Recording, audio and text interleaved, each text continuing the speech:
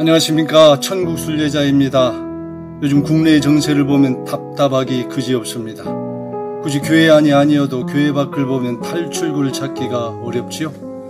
여기를 보고 저기를 보아도 희망이 잘 보이지 않습니다. 제 백금심 관련 영상도 2차례 삭제를 당했습니다. 이런 시대 정세를 대변하듯이 몇몇 시청자와 구독자분들께서 이런 질문을 해오십니다. 이제 직장을 그만두어야 합니까? 도시를 떠나야 하나요? 시골로 가야 합니까? 해외로 나가야 하나요? 오늘은 이런 질문들에 대한 탐구를 해보겠습니다. 개인적인 견해이니 참조만 하시면 좋을 것 같습니다. 저는 2010년부터 2015년까지 5년간 남태평양 피지에서 선교사로 사역하였습니다. 그 피지에서 4년째 되던 해 피지 한인 선교사의 모임에 갔더니 시끌벅적합니다. 알고 보니 이단으로 판명된 신옥주의 은혜로 교회가 한국의 400여 명의 신도들을 이끌고 피지로 이주를 시작한 것이었습니다. 앞으로 3차 세계대전과 경제 대공황이 일어나게 되면 세계에서 가장 안전한 곳이 남태평양의 피지가 될 것이라는 환상을 가지고 그곳에 왔다는 것입니다. 그 저희 가정은 한국으로 귀국하였고 이후 매스컴과 현지 선교사님들을 통하여 그곳의 소식을 전해 듣게 되었습니다. 신옥주의 은혜로 교회는 피지의 남섬과 북섬에 많은 땅을 사서 농사를 지었습니다. 그리고 몇몇 건물들을 매입하여 그곳에 현지인들을 노동자로 고용하여 그들의 세력을 확장시켜 나갔습니다. 나중에 교회 측에 속은 것을 안 몇몇 신도들은 그곳에서 탈출하려고 시도하였지만 쉽지가 않았습니다. 그것은 이미 한국에서 집과 주요 소유물들을 다 팔고 그곳으로 이주했기 때문입니다. 또한 그곳에 도착하면 여권이나 지갑 등을 다 빼앗아갑니다. 상호 감시가 심해서 탈출도 쉽게 하지 못합니다. 그 교주인 신옥주가 붙잡혀 감옥에 갔는데도 불구하고 그의 후견인들이 세력을 베트남으로까지 확대했다고 합니다. 비단 그들뿐이겠습니까? 지금도 파수꾼의 역할을 하는 자들 중에는 예정된 대한민국의 심판을 예상하고 해외로 이주한 자들도 있습니다. 그런가 하면 몇몇 성도들 중에는 국내의 산골이나 외딴 섬으로 이주하여 정착을 하고 있는 이들도 적지 않습니다. 아마 이 영상을 시청하시는 분들 중에도 다가올 환란을 피해 탈도시, 탈한국을 꿈꾸는 분들도 계시지 않을까 생각합니다. 여러분은 이러한 때에 선택의 기준을 어디에 두고 있습니까? 우리 주변엔 갖가지 정보와 지식들이 범람하고 있습니다. 요즘 이슈가 되고 있는 백고무신이나 WCC의 견해도 다양합니다. 휴거와 7년 환란의 개념에 대한 이해도 학자와 목회자마다 천차만별입니다. 때로는 전체적인 흐름과 내용에 대해서는 동의를 하는 부분이 있을지라도 각각의 내용들에 대하여 세부적으로 들어가 보면 주장과 견해들이 제각각입니다. 서로가 자신의 주장이 진리라고 하고 다른 이들의 주장은 미혹이며 더 나아가 거짓이라고 합니다. 그러니 수신자의 입장에서는 자신이 신뢰하고 따르는 분의 가르침과 주장이 절대적인 것으로 생각하며 거기에 맞춰 목소리를 높일 수밖에 없습니다. 그렇게 주장하는 분이 유명세를 타고 있는 분이라면 더더욱 그렇습니다. 결국 각각의 선택에 따라 그 열매를 따먹게 될 것입니다.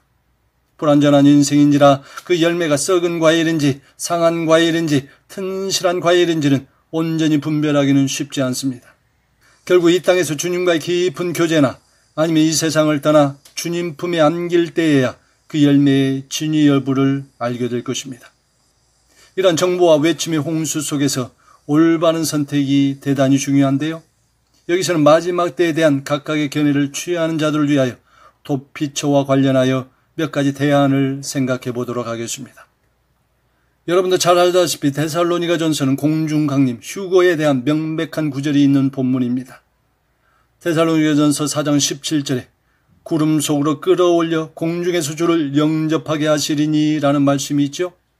이후 데살로니가전서 5장은 마지막 때를 살아가는 자들의 준비 자세가 잘 나와 있습니다.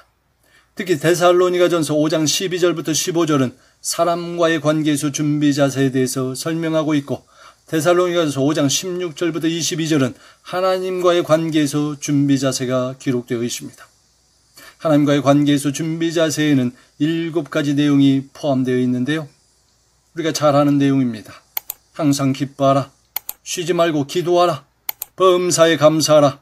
성령을 소멸치 말라. 예언을 멸시치 말라. 범사에 헤아려 좋은 것을 취하라. 악은 어떤 모양이라도 버리라. 사실 마지막 때를 살아가는 준비된 신부로서 이보다 더 훌륭한 교훈이나 가르침을 찾기가 쉽지 않습니다. 백고무신 접종을 거부한 많은 이들이 기도 중에 받은 성경 말씀 중에 하나도 데살로니가전서 5장 22절에 악은 어떤 모양이라도 버리라는 말씀입니다. 그러므로 에녹이나 엘리야처럼 데려감을 당하는 것에 초점을 맞추는 신부라면 이 데살로니가전서 5장 16절부터 22절의 교훈을 날마다 새기면서 살아가는 것이 최선이라 생각됩니다.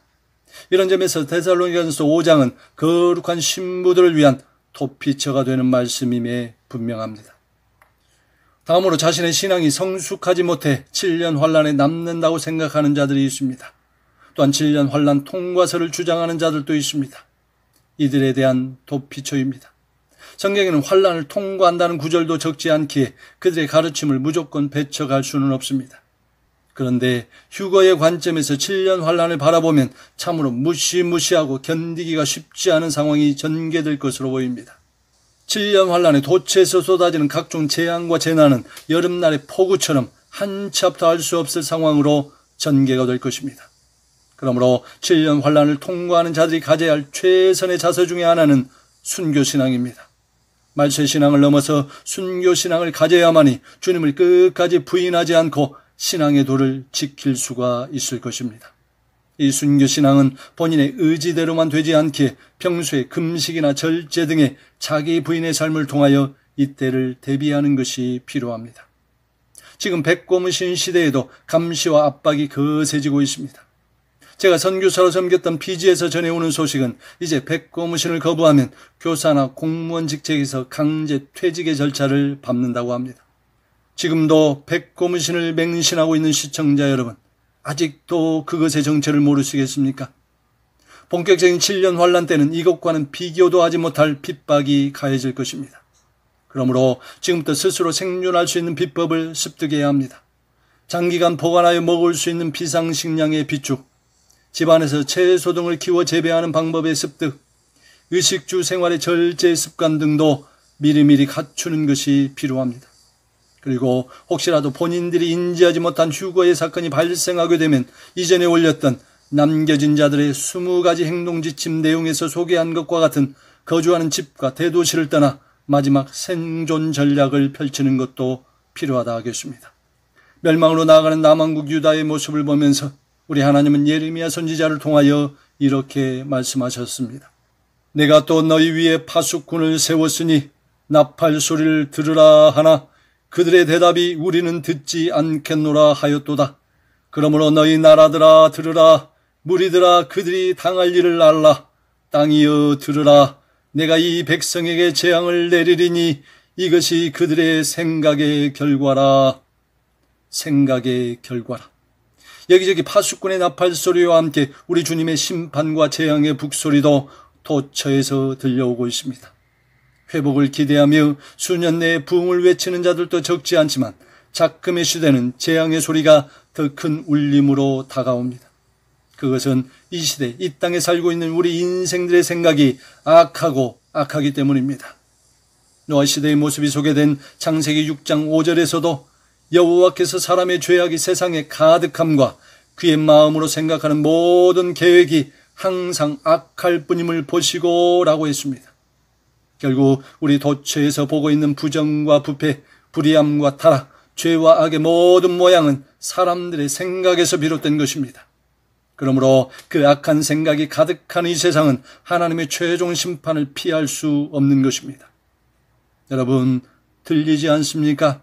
그 심판의 목소리가 점점 커져가고 있습니다. 그런데 이런 피할 수 없는 심판의 시대를 맞이한 우리에게도 희망은 있습니다. 이 혼돈의 시대에 도피처를 찾는 우리들에게 성경은 말씀합니다. 하나님은 우리의 피난처시요 힘이시니 환난 중에 만날 큰 도움이시라. 다른 거 없습니다.